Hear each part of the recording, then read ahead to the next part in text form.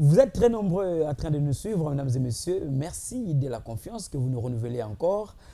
Les enjeux écologiques, la protection de l'environnement, c'est cette question qui nous intéresse ce soir. Vous le savez, la République démocratique du Congo fait face à beaucoup de défis concernant justement ces secteurs. Et pour en parler, un invité nous a rejoint ce soir. Lui, c'est Eric Kassekelai. Voilà, Kassekelai. C'est ça son nom. C'est avec lui que nous allons aborder cette question aussi intéressante. Bonsoir et bienvenue. Bonsoir, monsieur Michel. Un plaisir de vous avoir sur ce plateau. Oui, c'est un plaisir pour moi et merci pour l'invitation. J'aimerais bien préciser, c'est monsieur Eric Kassekelai. Kassekelai. Pour une bonne prononciation. Kassekelai, souvent les gens ont du mal à le prononcer, Oui. mais c'est quand même si facile que ça. Voilà. Kassekelai, c'est bien moi. Eric Kassekelai.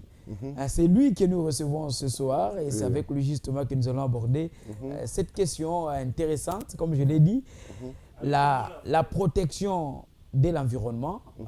La RDC fait face à beaucoup de défis, mais puisque nous parlons déjà de ces secteurs de l'environnement, d'après vous, quelle est la place justement de la RDC par rapport aux questions d'environnement? Bien, merci pour la question.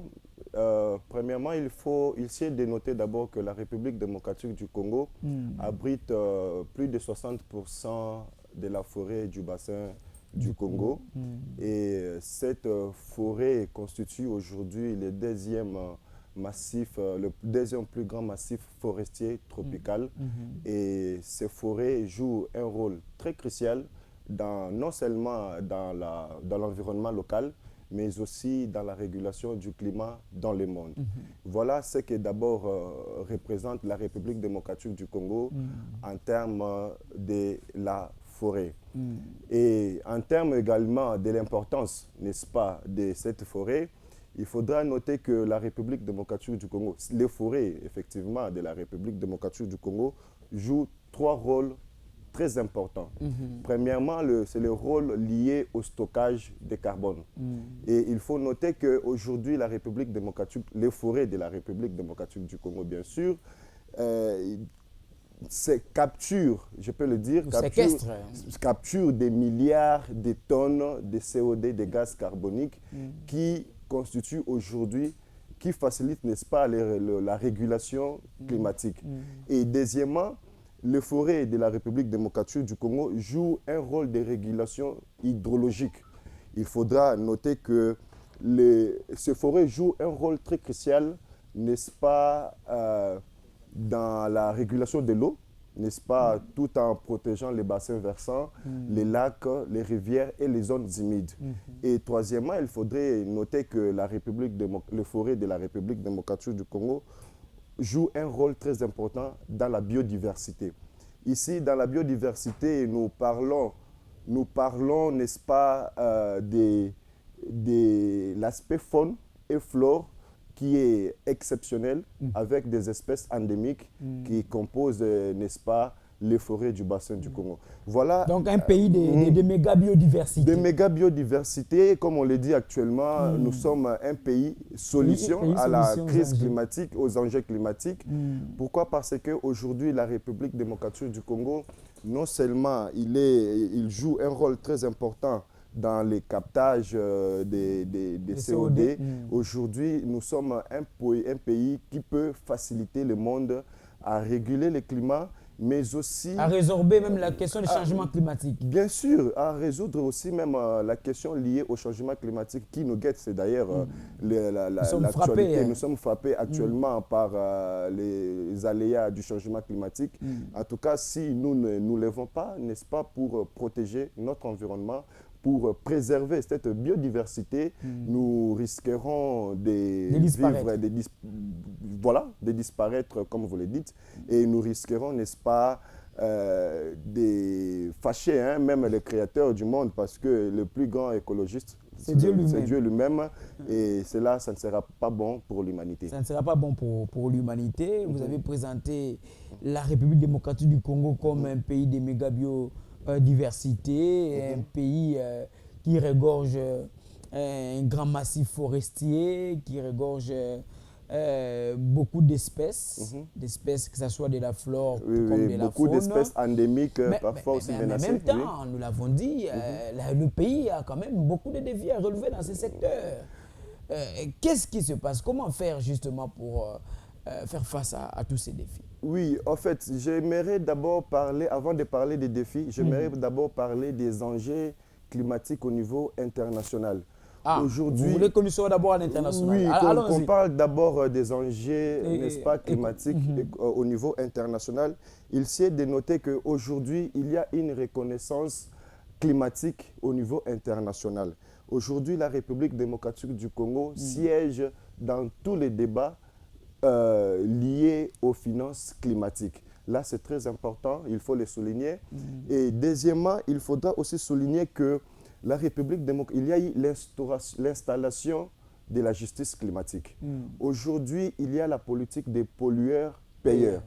Aujourd'hui, il est vrai que la République démocratique du Congo ne met pas beaucoup en termes de gaz carbonique dans l'air, mais aujourd'hui, nous sommes, les pays pollueurs sont obligés, n'est-ce pas, à récompenser, à accompagner la République démocratique du Congo, n'est-ce pas, à continuer à promouvoir, à protéger et à conserver ces écosystèmes. Mais ils sont censés le faire. Oui, mais est-ce qu'ils le font réellement? Et s'ils le font, quel est l'impact justement de tous ces fonds dans l'assiette du Congolais, le panier de la ménagère ou encore, si vous voulez, dans la vie de chaque Congolaise et Congolais? Effectivement, quand on parle de la réparation, quand on parle effectivement de la justice climatique, c'est aussi l'implication des communautés locales, de l'amélioration des conditions de vie des communautés locales. On ne peut pas parler aujourd'hui de conserver nos forêts sans penser à améliorer les conditions de vie des communautés dépendant, n'est-ce pas, de ces forêts. Et c'est ce qui va permettre à ce que, à travers les forêts, à travers nos écosystèmes forestiers, nous puissions aujourd'hui, n'est-ce pas, développer tant soit peu nos communautés, le pays. Et aussi, je peux même vous les signaler qu'aujourd'hui, la République démocratique du Congo est même dans le devant du siège de la scène climatique internationale, parce qu'avec avec tout ce qu'on a eu à connaître en termes de déforestation au niveau de l'Amazonie, aujourd'hui, les forêts du bassin du Congo sont les seules forêts qui sont restées intactes et qui contribuent favorablement, n'est-ce pas, à la régulation du climat et aussi qui luttent, n'est-ce pas, au changement climatique. Voici ici l'occasion pour moi d'interpeller tous ces bailleurs de fonds, tous ces pays pollueurs, pour leur dire qu'aujourd'hui, la République démocratique du Congo est un pays solution et je peux dire que la République nécessite être accompagnée, d'être appuyée, parce que si aujourd'hui, nous nous lançons tous dans des activités, des destructions des forêts, des espaces forestiers. C'est la planète qui va disparaître. C'est la planète qui va disparaître et ça ne sera pas bon pour l'humanité. Et je pense que tout le monde doit mettre la main dans la poche pour accompagner des projets. Quand on dit ici accompagner, il faut accompagner des projets à impact visible sur terrain. Il faut accompagner des projets de reboisement, accompagner des projets de sensibilisation des communautés à l'agriculture verte, bien sûr. Et aussi, il faut permettre à ce qu'il y ait réparation. On dit aujourd'hui qu'il ne faut pas exploiter nos forêts, qu'il ne faut pas entrer dans des espaces conservés, mais il faut quand même améliorer les conditions de vie des communautés. Il y a des communautés qui sont dépendantes des forêts, il y a des communautés qui aujourd'hui, la forêt c'est leur pharmacie, la forêt c'est leur supermarché, la forêt c'est la vie même. Alors lorsque on interdit, il faut qu'on puisse compenser donc. Oui, bien sûr, il faut qu'on puisse compenser. Compenser, c'est dans le sens de vouloir améliorer, n'est-ce pas, les conditions de vie des communautés qui sont dépendantes de la forêt. Parce qu'aujourd'hui, dites-moi, par exemple, on dit que la forêt, c'est une pharmacie. Maintenant, quand vous ne voulez pas que les communautés accèdent à la forêt, c'est qu'il faudrait qu'il y ait à côté une pharmacie appropriée pour subvenir aux besoins des communautés qui se présentent lorsqu'il faut avoir des médicaments, et ainsi de suite. Voilà ici la politique décompensée, la politique des la politique, mais est-ce que ça existe chez nous? Parce que vous êtes en train de présenter justement une théorie qui a même été évoquée lors de la COP 21 de Paris. Il fallait mobiliser des fonds pour accompagner des pays qui ont encore conservé leurs espaces forestiers. Une façon pour eux de continuer à aider à ce que nous atteignions l'objectif de limiter la hausse des températures à 1,5 degré Celsius. C'est une théorie. Mais en réalité, ces fonds ne viennent pas. Et sur le plan interne, des actions même au niveau gouvernemental qui devraient aider justement ces communautés locales ne suivent pas. Alors, comment voulez-vous que nous puissions aujourd'hui prétendre être déjà prêts à résoudre ou à répondre favorablement à cette lutte en faveur du changement climatique? Oui, effectivement, je pense que le plus grand défi aujourd'hui pour la République démocratique du Congo, c'est les défis liés à la gouvernance, soit à la gestion environnementale. Je pense qu'aujourd'hui, pour que nous puissions accéder à tous ces fonds, à tout ce qu'il y a comme fonds provenant des pays pollueurs, ce n'est pas du tic au tac, ce n'est pas du cash. D'ailleurs, je vais vous donner une anecdote qui pourrait peut-être vous choquer. Vous savez, aujourd'hui, les pays pollueurs disent qu'ils ne peuvent pas nous compenser pour des raisons parce que nous, on n'a pas... non, pas trop de corruption, des projets bancables. Ils disent que la République démocratique du Congo n'a pas fourni d'efforts pour hériter de ces forêts. Là, c'est l'émanation naturelle. Alors que si aujourd'hui, on ne s'était pas lancé à la conserver, à promouvoir ces forêts, aujourd'hui, on n'en serait pas là. On n'allait pas avoir ces espaces-là. Donc, c'est-à-dire, il n'est pas question ici de stigmatiser la question, mais c'est plutôt de comprendre. Au niveau, je parlais de la gouvernance environnementale. Il faut qu'au niveau du ministère de l'Environnement, que nous puissions vivre, que nous puissions actuellement permettre à ce qu'il y ait de l'ordre, à ce qu'il y ait aussi un bon suivi.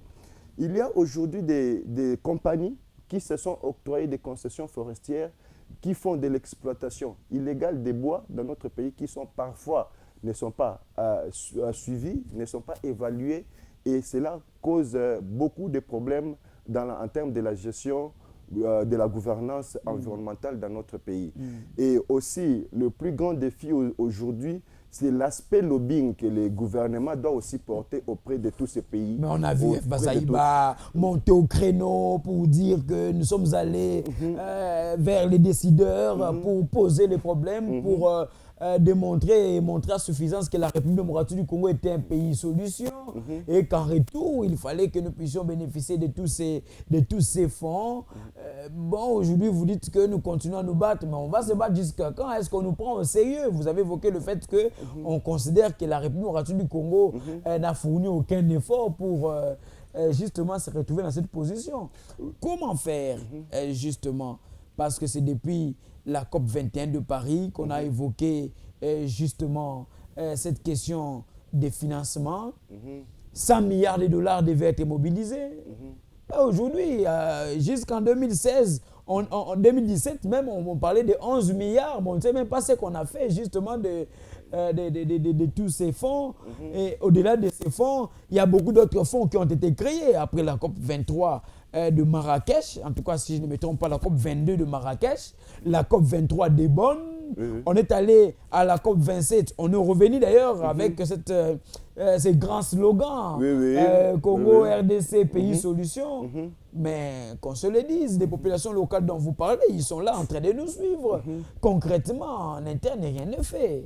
Oui, en fait, pour répondre à cette question-là, je pense que je parlais ici de l'aspect lobbying que les pays devraient porter au niveau de ces instances où on parle, où on discute sur le climat.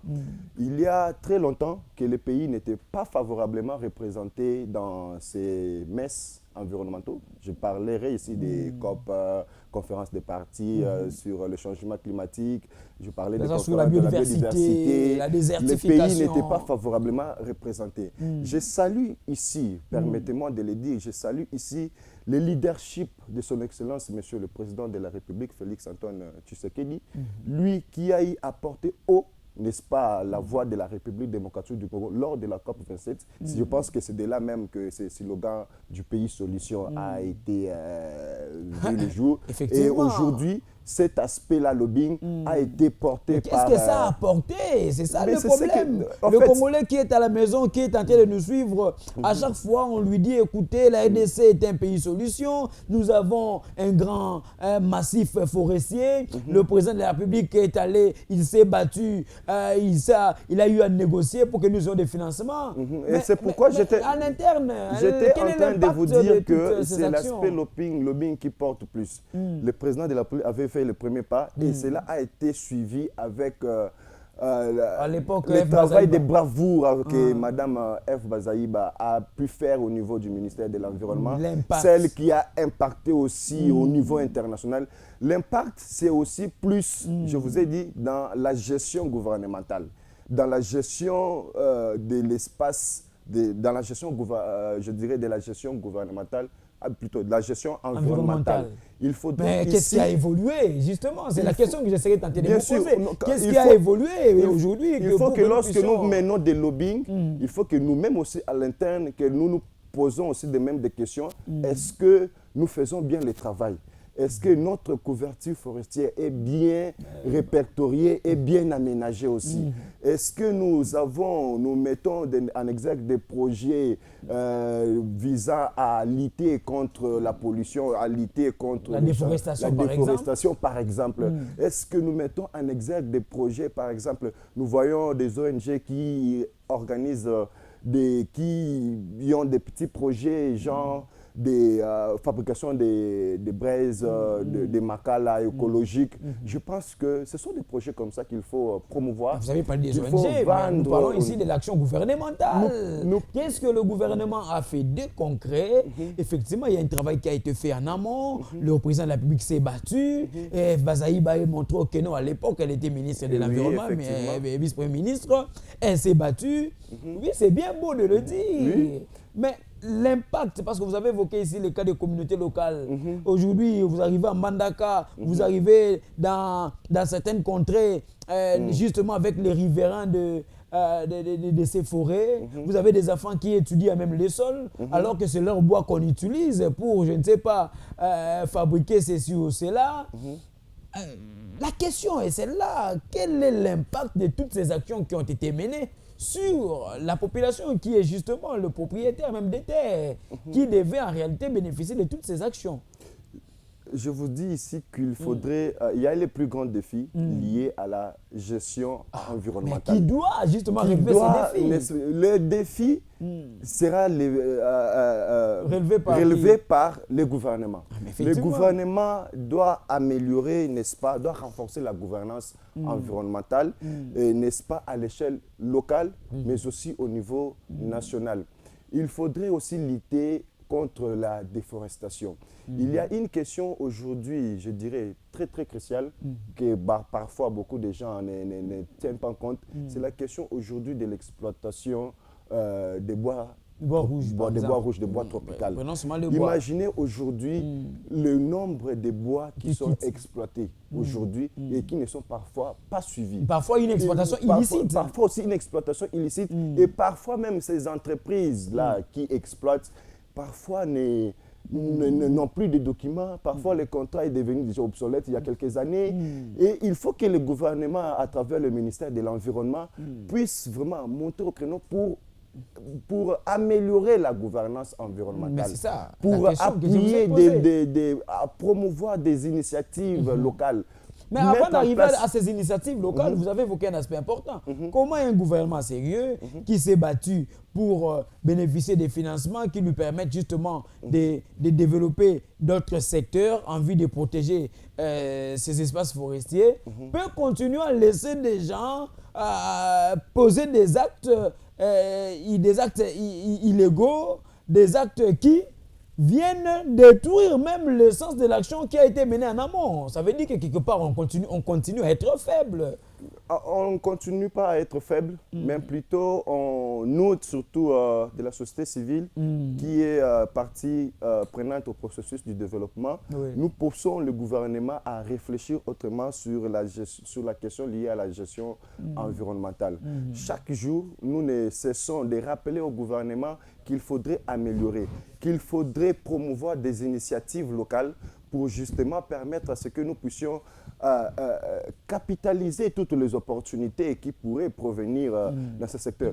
Je vous dis aujourd'hui, je salue le président de la République parce qu'en comprenant cela, le ministère de l'Environnement a été élevé même au niveau de la vice-primature parce qu'on s'est dit que... Ne nous ramenez pas dans ces débats, c'était purement politique. Non, en termes de quotas politiques, il fallait donner à tel parti politique non, ce n'était pas ça. Vice-primature. La vision était qu'on a compris que aujourd'hui, à travers le ministère de l'Environnement peut constituer un levier, n'est-ce pas, de la diversification de l'économie nationale. Rien qu'avec l'environnement, aujourd'hui, nous pouvons développer le pays. Rien qu'aujourd'hui, avec les fonds qui peuvent provenir à travers les fonds de CAFI, aussi la question est toujours liée à la bonne gestion, toutes les initiatives qu'on met en place, il faudrait savoir comment les capitaliser. Il faudrait savoir comment diligenter des projets bancables, des projets qui mettent en exergue, n'est-ce pas, la promotion et la protection de l'environnement.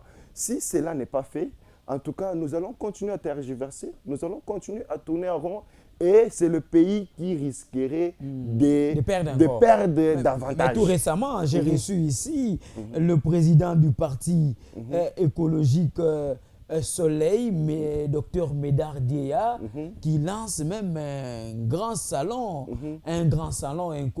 du climat. Mais des actions aussi louables comme ça, malheureusement, dans notre pays, ne sont pas parfois soutenues. Ne bénéficient pas d'un certain accompagnement. Alors qu'en réalité, ce sont de telles actions, de telles initiatives qui devaient être appuyées pour aider à ce que nous puissions faire du secteur de l'environnement un secteur qui peut apporter beaucoup, même en termes de notre budget national. Vous avez évoqué ici nos forêts. On va se poser la question aujourd'hui. Quelle est la contribution justement du secteur forestier dans notre budget? On va manquer de réponses ici. Je prends le cas de cette initiative, par exemple, d'un salon écologique. Effectivement, vous m'avez d'ailleurs précédé, merci, parce que je comptais en parler.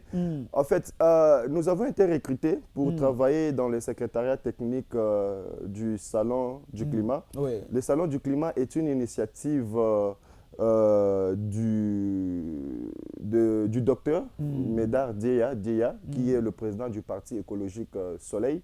Un parti qui joue bien son rôle tant soit peu dans la mobilisation, sensibilisation de la population à ces problèmes qui nous guettent, à ces fléaux, à cette crise climatique qui nous guette tous.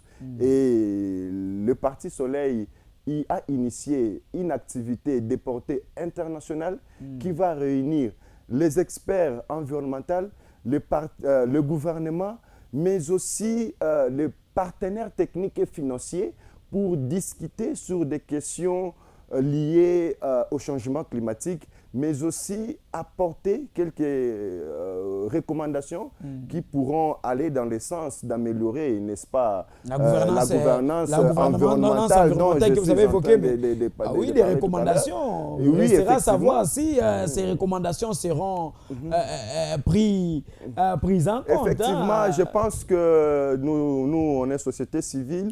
On a été approché par les partis écologiques afin d'accompagner techniquement et je dirais même scientifiquement cette initiative combien louable parce que ça rentre effectivement dans notre engagement lié, n'est-ce pas, à la promotion et à la protection, je dirais même la conservation de nos écosystèmes environnementaux. Et aussi, je pense que cette initiative sera entendue. Et d'ailleurs, d'après l'initiateur, le coordonnateur de ces salons, le docteur Médard Dieya, qui souhaite à ce que ces salons soient l'émanation, soit, n'est-ce pas, l'appropriation du gouvernement afin que cela soit institué.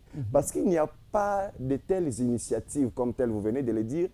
Il y a les salons qui est organisé et qui se veut des portées internationales, qui va rassembler des experts tant nationaux qu'internationaux, les partenaires qui financent les secteurs de l'environnement. Et je pense que ces salons, d'ailleurs on va voir ce que va présenter la première édition, c'est cela qui permettra que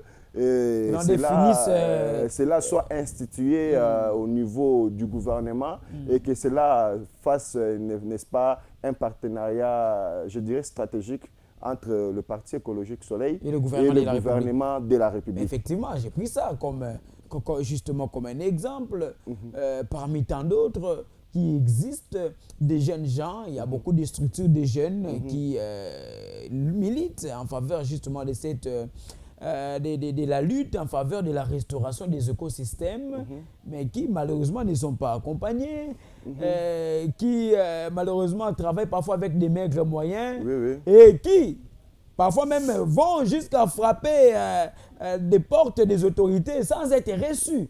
Je dis bien, pas même accompagner, mais ne fût-ce que les recevoir, les écouter et voir ce que l'on peut donner comme suite.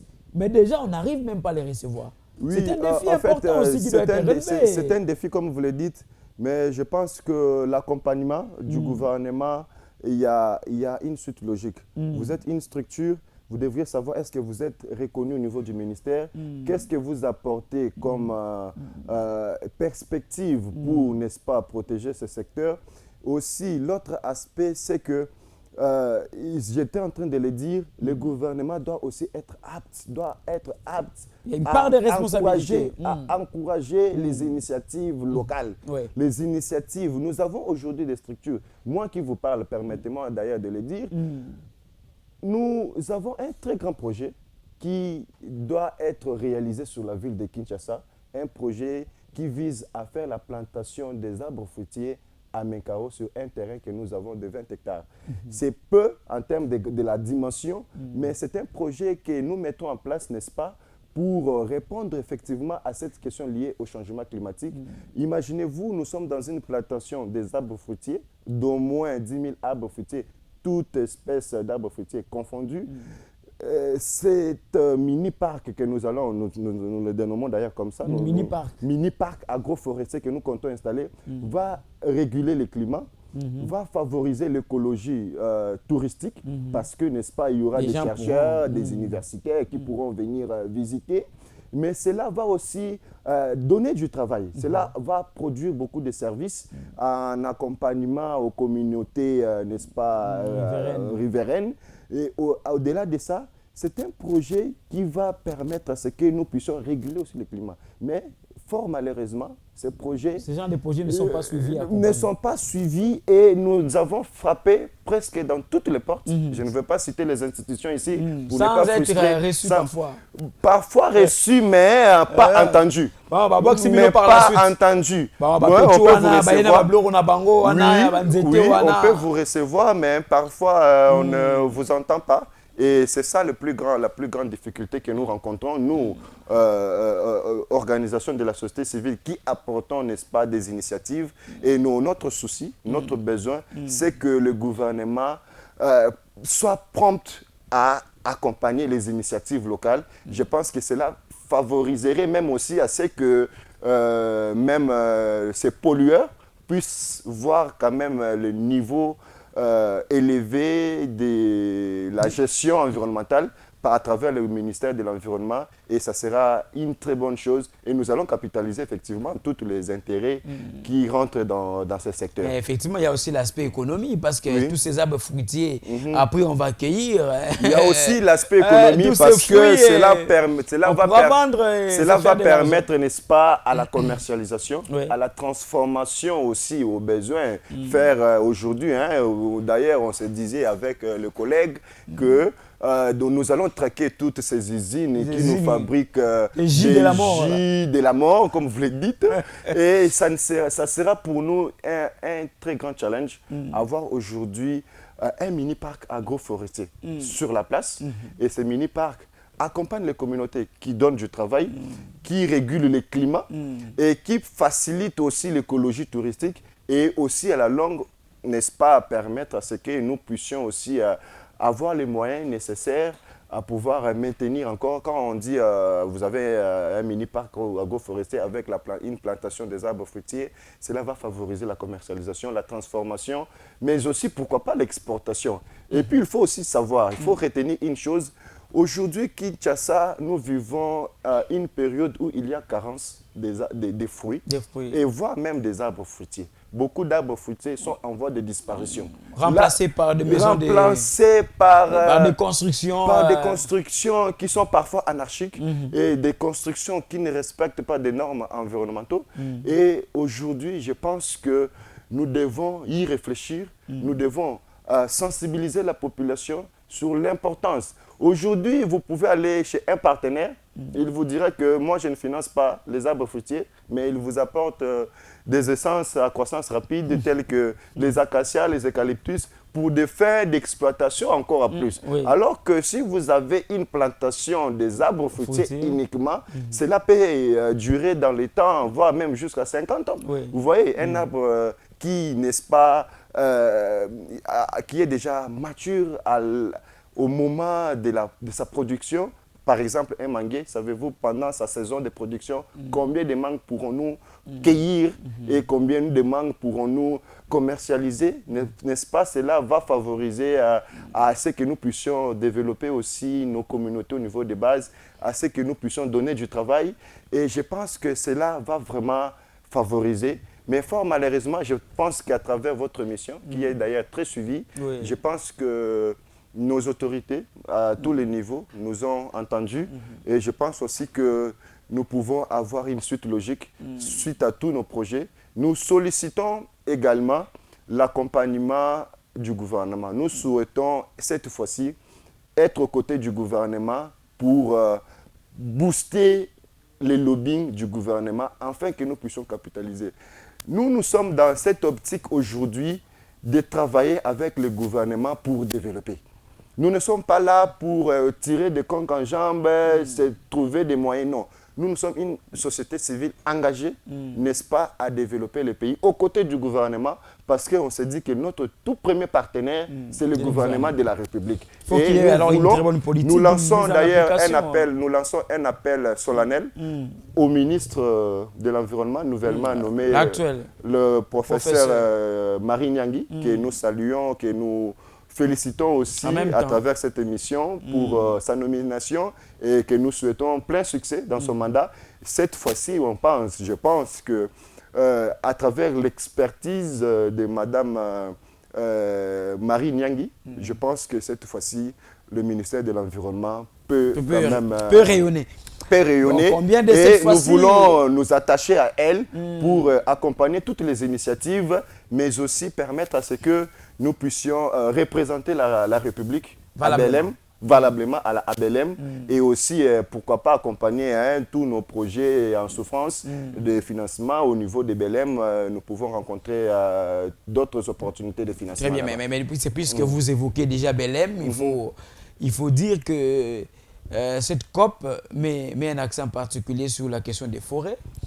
Et aujourd'hui, nous avons le Brésil, nous avons la République démocratique du Congo, nous avons l'Indonésie qui constitue d'ailleurs ces trois poumons de la planète. Il y a même un expert qui disait que ces trois pays devaient faire bloc Oui. devrait faire bloc pour justement exiger de tous ces pays pollueurs effectivement des frais compensatoires au rôle joué par leurs forêts dans la régulation du climat. F. Bazaïba y est revenu encore lors du lancement je crois, c'était de la campagne en faveur de la COP, justement des Belém, avant qu'elle ne lors de la présentation de la feuille de route élaborée pour la COP 30. Avant qu'elle soit renvoyée au niveau du ministère des Affaires sociales. Oui, effectivement. Est-ce que vous partagez ce point de vue parce que ces experts estiment que si les 3 pays peuvent faire bloc, ils peuvent facilement en tirer profit, et surtout que l'on dit l'union fait la force. Oui, vous avez soulevé une question très capitale. Les 3 pays doivent faire bloc ensemble pour pousser les partenaires en face donc à suivre, n'est-ce pas, l'élan de financer les pays, à savoir comment conserver. Et je pense qu'aujourd'hui, c'est très important. Le gouvernement brésilien a mis en place un mécanisme qui, d'ailleurs, qui est accompagné par le gouvernement de la République à travers le ministère de l'Environnement. C'est un mécanisme de financement des forêts denses et humides à large feuille. C'est un mécanisme dénommé TFF, Tropical Forest Facility Forever. C'est un mécanisme que le gouvernement de la République a appuyé, donc adhère à l'initiative du gouvernement brésilien afin que cela soit présenté au niveau de la COP 30 et capitaliser, n'est-ce pas, tous les intérêts qui vont provenir de cette initiative. Mais c'est bien. Et puis, dans ce même cadre, il faudra noter que, d'ailleurs, pour la feuille de route qui a été présentée par l'ancien ministre de l'Environnement, Excellence Madame F. Bazaïba, est en train d'être revue par le nouveau ministre de l'Environnement, est en train d'être revue pour... peut-être il peut y avoir aussi d'autres initiatives, d'autres mécanismes à mettre en place pour justement aller porter haut. Et d'ailleurs, ce n'est pas la politique politicienne chez nous parce que la continuité de l'État, lorsqu'on vient, on trouve une initiative, n'est-ce pas, lancée par votre prédécesseur. Vous, quand vous venez, bon, comme Ngapesa Tournanga, il faut faire tabou la rasa et pour que vous aussi vous puissiez chercher des mécanismes. Oui, effectivement, je pense qu'à ce stade, c'est aussi le plus grand défi que nous connaissons. Lorsque il y a changement, les nouveaux ministres, soit les nouveaux cabinets, cherchent à créer des mécanismes, pas à suivre ce qui est déjà fait pour faire la suite de la continuité des affaires de l'État, mais plutôt il cherchera à mettre d'autres mécanismes qui risqueraient plutôt d'empiéter ce qui a été déjà fait. C'est ainsi, je tire vraiment la sonnette d'alarme, je tire aussi l'attention du nouveau cabinet de Madame la ministre Marie Nyangui à suivre de près toutes les initiatives déjà mises en place par l'ancien cabinet. Nous avons participé au lancement des paiements de services environnementaux, des paiements à grande échelle, de services environnementaux. Il y a des mécanismes qui ont été mis en place. Il y a le mécanisme de TFF qu'il faudra aussi suivre de près. Et il ne faut pas tout jeter dans les tiroirs pour essayer d'innover ou créer quelque chose qui parfois ne va rien apporter. Je pense que ce qui est déjà fait, si nous continuons dans la même lancée, ça sera une bonne chose. Il est vrai que nous pouvons revoir la feuille de route qui a été présentée par Mme F. Bazaïba, mais il faudra se pencher sur des initiatives déjà mises en place pour permettre à ce que nous puissions évoluer dans le secteur. Voilà ce que je pourrais dire à ce stade au regard de cet aspect. Des défis, il y en a plein à relever. Si on rentre par exemple dans la ville province de Kinshasa, la gestion des déchets pose problème. Oui, effectivement. Beaucoup d'initiatives ont été prises au niveau par exemple de l'hôtel de ville, gouvernement provincial, mais qui ne réussissent toujours pas. Est-ce qu'on peut dire que chez nous, nous brillons par le tâtonnement? Nous manquons à... C'est ce qu'on est en train de dire. Il faudrait accompagner les initiatives locales. il y a le gouvernement qui a mis en place, permettez-moi, il y a un grand projet qui a été lancé à travers le gouvernement avec la société OK Plastique, permettez-moi de le citer, c'est le projet Kinintoko.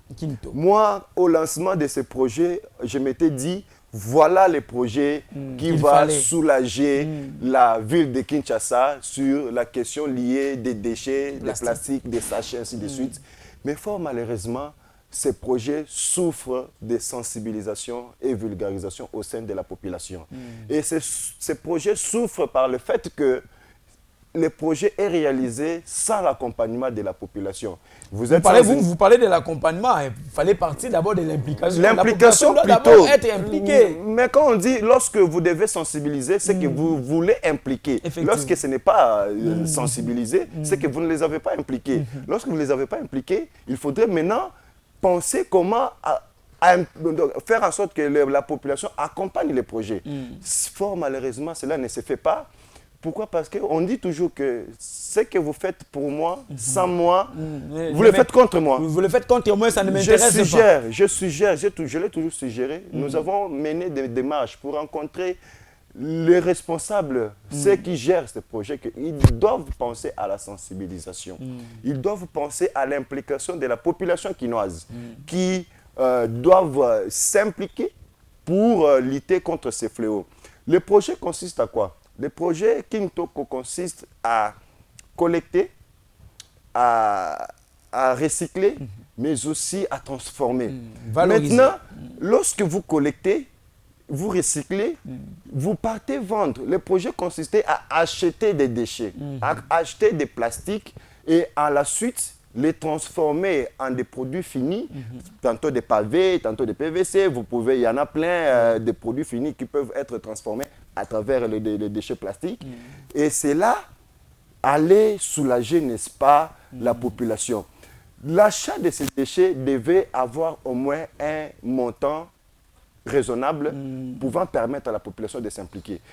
Aujourd'hui, fort malheureusement, j'entends dire que les 1 kilo, c'est à 300 francs, s'il vous plaît.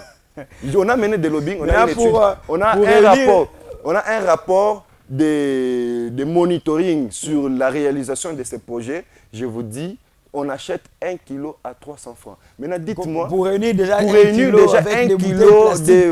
kilo de bouteilles plastiques, vous devez en avoir combien? C'est dans les centaines. Ça décourage déjà. Maintenant, pour rien que 300 francs. Est-ce que le problème, ce n'est pas aussi que, un problème d'accompagnement financier? Ça veut dire qu'ils n'ont pas assez de moyens, voilà pourquoi ils ne savent pas proposer plus. Mais quand vous mettez déjà ce genre de projet que vous lancez avec l'accompagnement du il faut faire une étude. Il faut évaluer, il faut savoir la faisabilité. Il faut savoir comment est-ce que nous allons procéder à collecter ces déchets. Aujourd'hui, si on mettait, moi je l'ai suggéré, on a même fait une note ouverte comme ça à l'attention du ministre de l'Environnement, que l'on pense à impliquer la population tout en majorant, n'est-ce pas, les prix de l'achat de ces kilos de plastique.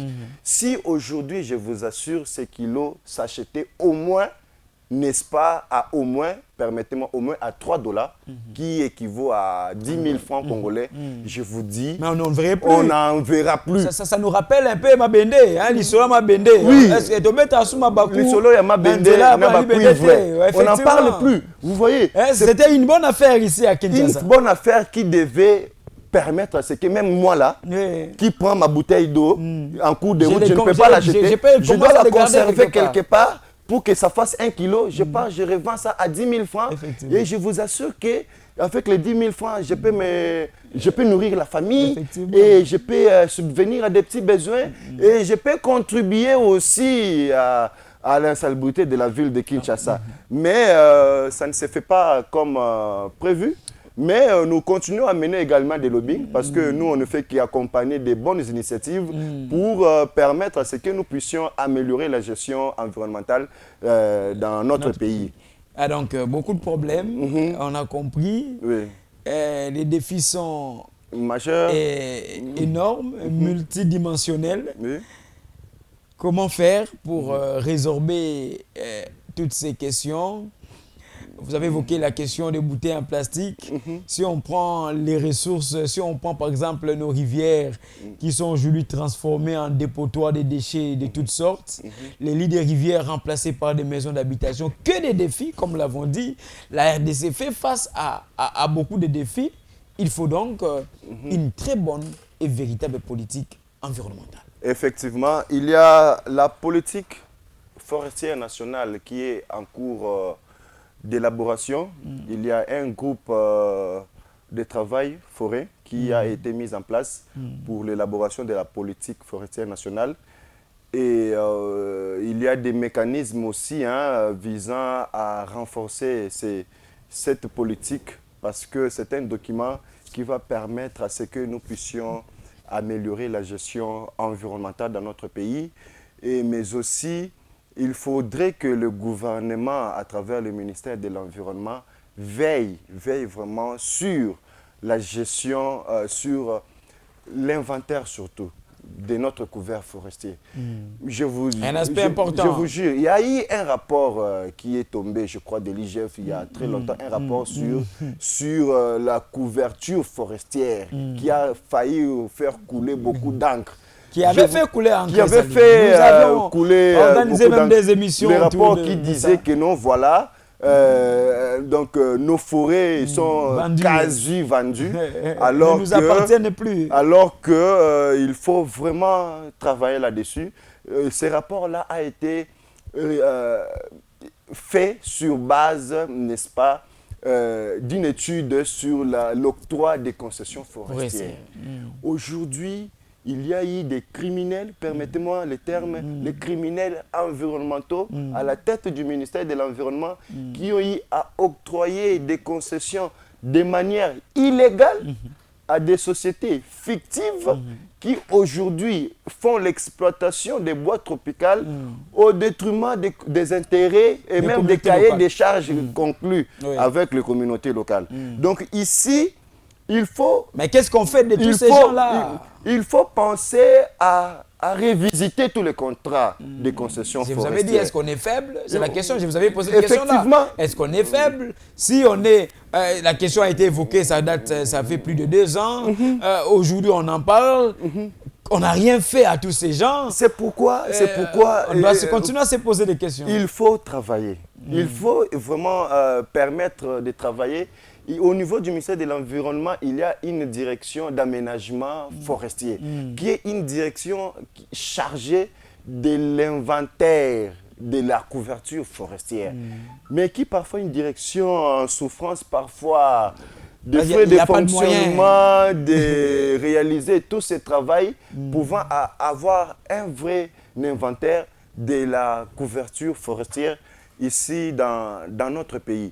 Je pense que au-delà de tous ces tableaux qu'on a repeints ici, il s'avère important aujourd'hui que le secteur environnemental puisse se réorganiser pour faire de ce secteur le levier de la diversification de l'économie nationale dans notre pays. Aujourd'hui, tout le monde a les yeux tournés vers l'environnement. Aujourd'hui, même les pollueurs se disent que non, voilà, nous polluons, nous industrialisons ce qu'ils font, mais il faut quand même compenser. Alors, lorsqu'ils viennent en compensation, ils doivent trouver aussi du sérieux. Ils doivent trouver en face d'eux une bonne politique nationale forestière. Ils doivent trouver une bonne gestion environnementale. Ils doivent trouver des initiatives encourageables. Mais c'est pour cela que je vous avais posé cette question par rapport au salon dont vous parliez, les salons du climat. Une très belle initiative, c'est vrai, des recommandations vont sortir. Mais il faut finalement que toutes ces recommandations soient prises en compte et que véritablement le gouvernement puisse prendre à bras le corps la question pour tenter justement de résorber cette question du changement climatique. Effectivement. Une initiative comme celle-là, en tout cas, devrait réellement avoir l'approbation de tout le monde. Effectivement, je pense que c'est ça même le souci de ces salons qui se veut vraiment un une messe environnementale qui va rassembler tous les experts dans ce secteur. Avec l'implication, j'ai lu dans Mm. le document, on dit avec l'implication des communautés locales. Effectivement, l'implication des communautés locales, des peuples autochtones pygmées, ceux qui sont même d'ailleurs dépendants, Le conservateur, le conservateur incontournable, n'est-ce pas, de toutes ces forêts, parce que n'eût été la bravoure dans la conservation de ces pygmées-là, ou soit des communautés locales ou peuples autochtones pygmées, je pense qu'on ne parlerait même plus de nos forêts. Alors il est nécessaire de les impliquer, de les renforcer en capacité et de les outiller, les accompagner aussi à travers des projets locaux. Je pense que à travers les salons, je vous ai dit ici que nous avons été recrutés au niveau du Parti écologique Soleil pour travailler dans la cellule thématique, dans la cellule technique plutôt et scientifique, afin de permettre à ce que ces salons soient vraiment un cadre d'échange approprié et qui va permettre de ressortir de ces salons des vraies recommandations qui répond, n'est-ce pas, aux besoins spécifiques ou soit aux défis que le gouvernement va devoir relever dans le cadre de la bonne gestion environnementale dans notre pays. Et parlant également de ces salons, je salue, n'est-ce pas, la bravoure avec laquelle l'initiateur, le docteur Médard Dieya qui est le président national du Parti écologique Soleil. Nous le saluons parce que c'est peut-être un des seuls politiciens qui aujourd'hui milite en faveur de l'environnement, en faveur de l'écologique, qui milite de faire de tout Congolais des éco-citoyens.